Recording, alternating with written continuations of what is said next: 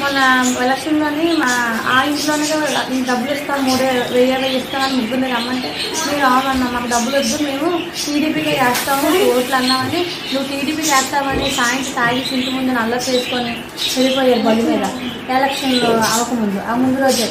ఆ తర్వాత ఎలక్షన్ దాకా నీకు ఉంటుంది అనేసి వెళ్ళిపోయారమ్మ.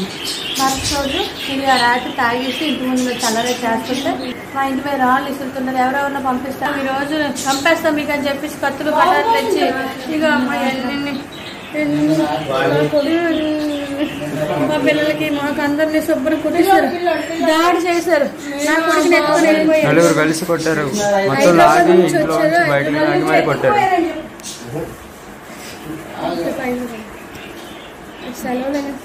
నలుగురు కలిసి బయట ఇంట్లో ఉన్నారు, బయటకు లాగి మరి కొట్టారు.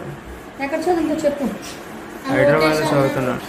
నన్ను కూడా కొట్టిన అమ్మకి కడుపుతూనే ఉండగానే కడుపు మీద తీసి నీ కడుపుని లోపు మా తమ్ముని తీసుకుని మా తమ్ముని కొడేస్తున్నారని తెలిసి లోపు ఇంకా కుట్టి కడుపు మీద చెయ్యి కూడా చాలా నొప్పి అయిపోయింది. కడుపులకి చాలా చేయి నొప్పి బాబు. ఆశ నా అమ్మాయి నా మీద కోలుకుండా ఇచ్చి కొట్టింది, మొత్తం తలంతా పగిలిపోయింది, ఇదంతా కొట్టేశాడు.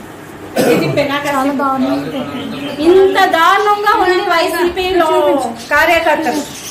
అబ్బాయి చదువుకున్న అబ్బాయిని కూడా ఇలా కొట్టారు. ఇంకే న్యాయం వస్తుంది మాకు, మీరే చేయాలి దయచేసి.